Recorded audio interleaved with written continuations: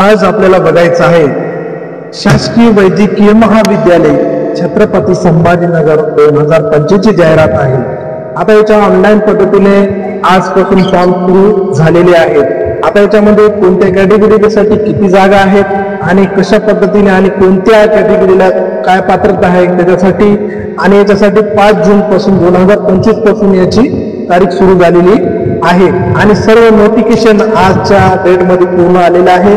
कोणत्या कॅटेगरीला किती जागा आहेत, ऑनलाईन फॉर्म भरण्याची सुरुवात झालेली आहे। त्याच्यानंतर 24 तारीख लास्ट त्याची डेट आहे। त्याच्यासाठी कॅटेगरीला कोणत्या कॅटेगरीसाठी किती फी लावलेली आहे आणि कोणत्या पदासाठी किती जागा आहेत याचे सर्व डिटेल आपल्याला या व्हिडिओच्या माध्यमातून आपल्याला सर्व गोष्टी आपल्याला क्लिअर करायच्या आहेत। शिवाजी क्लासेस ऍग्रीकल्चर मध्ये तुमचं सहर्ष स्वागत आहे। चतुर्थ श्रेणी कर्मचारी व समपदे याच्यामध्ये 30+285 म्हणजे याच्यामध्ये शासकीय महाविद्यालयामध्ये आणि शासकीय रुग्णालयामध्ये त्याच्यामध्ये कंबाईन केलेलं आहे। म्हणजे काय केलेलं आहे टोटल मिळून याचे दिलेले आहेत। त्याच्यानंतर आयाचे 2 पद आहेत, माळी पदाचे 7+4 पद आहेत म्हणजे 11 पद त्यांचे आहेत। त्याच्यानंतर प्रयोगशाळा परिचर 18 पदे आहेत, डाया 1 पद आहे, बॉयलर चालक 1 आहे, पाणक्या 1 आहे, टेलर्स 2 आहेत, नाविक 6 आहेत। टोटल 357 पदे शासकीय महाविद्यालय व शासकीय रुग्णालय छत्रपती संभाजीनगर मध्ये यांनी हे केलेले आहे। त्याच्यानंतर याच्यासाठी सर्व पदासाठी 10वी उत्तीर्ण दिलेलं आहे। कुठल्याही प्रकारचा अनुभव कुठल्याही प्रकारचं त्यांनी मागितलेलं नाही, फक्त 10वी पास त्यांना आवश्यक आहे। त्याच्यानंतर वयाची अट आहे 30 मे 2025 ते 25 18 ते 38 वर्ष म्हणजे कसं ओपन कॅटेगरी 18 ते 38 वर्ष आहे। त्याच्यानंतर मागासवर्गीय ओबीसी असतील त्यांना 5 वर्षाची सूट दिलेली आहे। हे नोकरीचं ठिकाण आहे छत्रपती संभाजीनगर। खुला वर्ग म्हणजे ओपन कॅटेगरीसाठी 1000 रुपये आहे। त्याच्यासाठी मागासवर्गीय SC NTB OP यांच्यासाठी 900 रुपये कॅटेगरी दिलेला आहे। माजी सैनिक असतील त्यांना कुठल्याही प्रकारचा हे नाही। त्याच्यानंतर ऑनलाईन अर्ज करण्याची शेवटची तारीख त्यांनी दिलेली आहे 24 जून 2025 5 वाजेपर्यंत। परीक्षा नंतर कळवण्यात येईल म्हणजे त्यांनी ऑनलाईन परीक्षा हे केलेले आहे आणि याच्यामध्ये ऑनलाईन पद्धतीने यांचे फॉर्म भरायचे आहे। आता याच्या सर्व गोष्टी ऑनलाईन पद्धतीच्या ऑनलाईन सुरू झालेली आहे। आता याच्यामध्ये ऑनलाईन पद्धतीने आपल्याला सर्वात प्रथम शासकीय महाविद्यालय आणि शासकीय वैद्यकीय महाविद्यालय व रुग्णालय छत्रपती संभाजीनगर किंवा विभाग 2025 ची जाहिरात त्यांनी केलेली आहे। आता याच्यामध्ये सर्वात प्रथम आपल्याला रजिस्ट्रेशन करायचं आहे। रजिस्ट्रेशन करत असताना कोणकोणत्या गोष्टीची लागणार आहे, कोणकोणते डॉक्युमेंट लागणार आहे आणि कोणते कोणते डॉक्युमेंट आपल्याला स्कॅन करायचे आहेत। आता सर्वात प्रथम आपल्याला ऑनलाईन फॉर्म पद्धतीने आपल्याला हे रजिस्ट्रेशन सुरू झालेलं आहे। सर्वात प्रथम आपल्याला फर्स्ट नाव टाकायचं आपलं म्हणजे आपलं जे नाव आहे ते नाव टाकायचे, त्याच्यानंतर आपल्या वडिलाचं नाव टाकायचं, त्याच्यानंतर आडनाव टाकायचं, त्याच्यानंतर तुमच्या आईचं नाव, त्याच्यानंतर तुमच्या वडिलाचं नाव नाही का तुमच्या वडिलाचं नाव हे केलेलं आहे। त्याच्यानंतर तुमच्या नावामध्ये बदल आहे का किंवा नाही हे पण तुम्हाला टाकायचं आहे। तुमचं जर नावामध्ये जर बदल असेल तर येस करा, नावामध्ये जर बदल नसेल तर नो करा। त्याच्यानंतर तुमची जन्मतारीख टाकायची आहे। त्यानंतर तुमच्या कोणत्या कॅटेगरीमध्ये तुमचं कोणतं तुम्ही फिमेल आहात का मेल आहात याच्यामध्ये तुम्हाला मेल असेल तर मेल करा, फिमेल असेल तर फिमेल तुम्ही करू शकता। त्याच्यानंतर तुम्हाला मोबाईल नंबर टाकायचा आहे। मोबाईल नंबर टाकत असताना त्याच्यानंतर तुम्हाला पहिले मोबाईल नंबर टाकायचा आहे। मोबाईल नंबर टाकल्याच्या नंतर दुसरा पण मोबाईल नंबर टाकायचा आहे।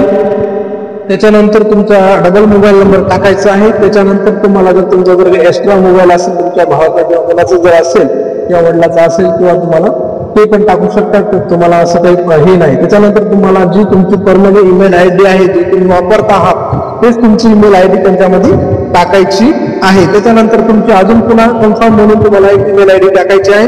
त्याच्यानंतर आता सर्वात महत्त्वाचा विषय असा आहे की परीक्षा केंद्र कोणती तुम्हाला पसंती आहे म्हणजे सर्वात प्रथम तुम्हाला कोणत्या ठिकाणी कोणत्या जिल्ह्यामध्ये तुम्हाला सेंटर पाहिजे आहे। तुम्हाला त्याच्यामध्ये सेंटरचं नाव आहे अमरावती आहे, छत्रपती संभाजीनगर आहे, त्याच्यानंतर कोल्हापूर आहे, मुंबई आहे, मुंबई सिटी आहे, मुंबई स्टेशन आहे, नागपूर आहे, नाशिक आहे, पालघर आहे, पुणे आहे, रायगड आहे, रत्नागिरी आहे, सिंधुदुर्ग आहे आणि ठाणे आहे. याच्यामध्ये तुम्हाला एक त्याच्यामध्ये चूज करायचं आहे. आता उदाहरणामध्ये छत्रपती संभाजीनगर आपण घेतलेला आहे. त्याच्यानंतर 2 नंबरला तुम्हाला याच्यामध्ये अमरावती आहे, छत्रपती संभाजीनगर आहे, कोल्हापूर आहे, मुंबई आहे, नागपूर आहे, नाशिक आहे, पुणे आहे, रत्नागिरी आहे, ठाणे आहे. आता याच्यामध्ये तुम्हाला जे घ्यायचं आहे ते आता आपण नागपूर घेतलेलं आहे.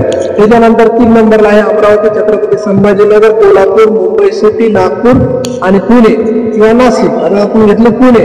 अशा पद्धतीने तुम्हाला याच्यामध्ये घ्यायचं आहे. त्याच्यानंतर तुम्हाला इथं टिक वर या क्लिक करायचं आहे. तुम्हाला काही अडचण असेल तर त्यांना हे पर्याय तुम्हाला देईल. त्याच्यानंतर सेंड OTP वर सेंड करायचे. तुम्हाला एक OTP येईल. OTP आल्याच्या नंतर तुम्हाला ते OTP टाकायचं आहे. त्याच्यानंतर इथे कॅप्चा आहे, कॅप्चा तुम्हाला टाकायचा आहे. त्याच्यानंतर तुमचं आता एक स्टेप तुमचं रजिस्ट्रेशन झालेलं आहे. आता रजिस्ट्रेशन झाल्याच्या नंतर तुम्हाला अशा पद्धतीने असं तुम्हाला फॉर्म ओपन होईल. त्याच्यानंतर तुम्हाला या माहितीबद्दल आता पूर्ण तुम्हाला माहिती त्याच्यामध्ये सिलेक्ट करायची आहे. आता तुम्हाला कोणत्या पदासाठी तुम्हाला फॉर्म भरायचा आहे याचे सर्व डिटेल तुम्हाला याच्यामध्ये तुम्हाला कोणत्या कॅटेगरीमध्ये कोणत्या पदासाठी तुम्हाला भरायचं आहे हे तुम्हाला दिलेले आहे. आता उदाहरणामध्ये एक माळीच्या पदासाठी आपण उदाहरणामध्ये घेतलेलं आहे.